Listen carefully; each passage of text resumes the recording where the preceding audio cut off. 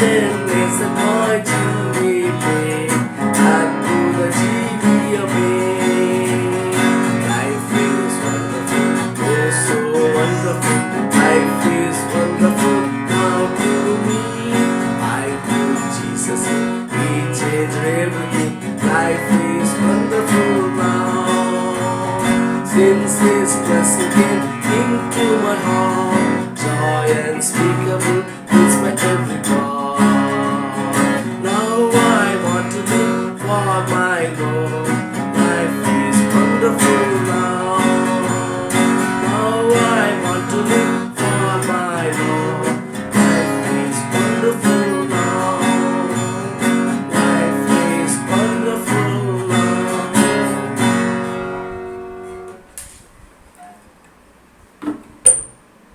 இயேசு கிறிஸ்துவின் நாமத்தினாலே உங்களை நான் இந்த காலை வேளையிலே வாழ்த்துகின்றேன்.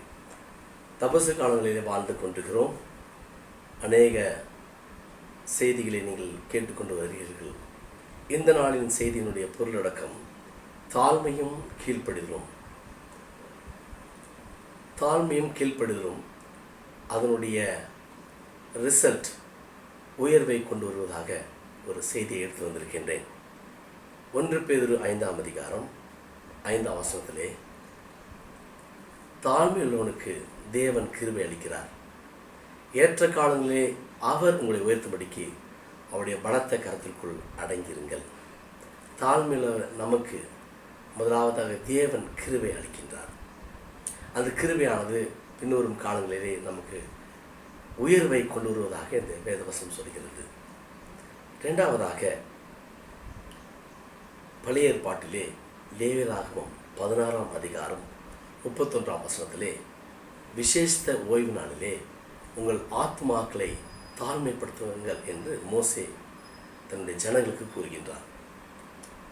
தாழ்மை என்பது வெளிப்பிரகாரமாக இல்லாமல் நம்முடைய ஆத்மாக்களிலே நம்மை தாழ்மைப்படுத்த வேண்டும். இந்த தபசு காலங்களிலே அநேக தாழ்மையான காரியங்களை பார்க்கின்றோம். உணவுகளே, உடைகளிலே நாம் நம்மை தாழ்மைப்படுத்துவதை நாம் பார்க்கின்றோம். ஆனால் அது அல்ல, நம்முடைய ஆத்மாக்களிலே நம்மை தாழ்மைப்படுத்த வேண்டும் என்று வேதம் கூறுகிறது. இரண்டாவதாக, இன்னொரு வசனத்திலே, யாக்கோபு எழுதின நிருபத்திலே 4ஆம் அதிகாரம் 10ஆம் வசனத்திலே, கர்த்தருக்கு முன்பாக நம்மை தாழ்மைப்படுத்த வேண்டும், அப்பொழுது அவர் நம்மை உயர்த்துவதாக வேதவசனம் சொல்கிறது. கர்த்தருக்கு முன்பாக தாழ்மைப்படுங்கள், அப்பொழுது அவர் உங்களை உயர்த்துவார். ஏனென்றால் மனுஷன் முகத்தை பார்ப்பான், கர்த்தரோ இருதயத்தை பார்க்கின்றார். வெளிப்பிரகாரமாக நம்மை தாழ்த்துவதில்லை, நாம் தேவன் நம்மை முழுமையாக பார்க்கிறார் என்ற எண்ணத்தோடு எப்பொழுதுமே தாழ்மையுள்ள சிந்தையுள்ளவர்களாய் படுத்த வேண்டும் என்று இது வேதம் சொல்கிறது. ஏன் இந்த காரியங்களை செய்ய வேண்டும் என்றால், தபஸ் காலங்களில் வாழ்கின்றோம். இயேசுவினுடைய பாடு மரணத்தை அநேகமாய் தியானிக்கின்ற செய்தியை நீங்கள் கேட்பீர்கள். இந்த நாட்களிலே இயேசுவின் பாடு மரணத்திலே அவர் சிலுவின் மரண பரிந்தம் தம்மை தாழ்த்தினதாக எழுதப்பட்டிருக்கிறது. பிலிப்பியர் 2ஆம் அதிகாரத்திலே 8ஆம் வசனத்திலே, மரண பரிந்தம், அதாவது சிலுவின் மரண பரிந்தம் நம்மை தாழ்த்தினார். ஏனென்றால் அந்த தாழ்மையை அன்றைக்கு மாத்திரம் அவர் அணிந்து கொள்ளவில்லை. சிறிய வயதிலே, தன்னுடைய 12ஆம் வயதிலே தேவாலயத்தை சென்று போதிக்கும் போது போதகர்கள் அவருடைய போதகத்தை குறித்து ஆச்சரியப்பட்டார்கள். அவருடைய பெற்றோர்களும் வியந்து பார்த்தார்கள். ஆனாலும் கூட அந்த வசனம் சொல்கிறது, அவர் சென்று லூக்கா 2ஆம் அதிகாரம் 58ஆம் வசனத்திலே 51ஆம் வசனத்திலே அவர் சென்று பெற்றோருடைய கீழ்ப்படிந்திருந்தார். தாழ்மைக்கு இன்னொரு காரியம் கீழ்ப்படிதல். உடனே தன்னுடைய ஊழியத்திற்கு அவர் வந்துவிடவில்லை.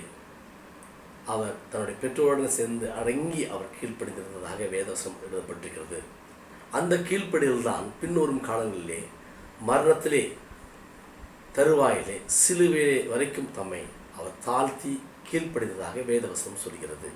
எபிரேயர் 5:8 அவர் குமாரனாய் இருந்தும் பட்ட பாடுகளினாலே கீழ்ப்படுதலை கற்றுக்கொண்டதாக இந்த வேதவசனம் சொல்கிறது.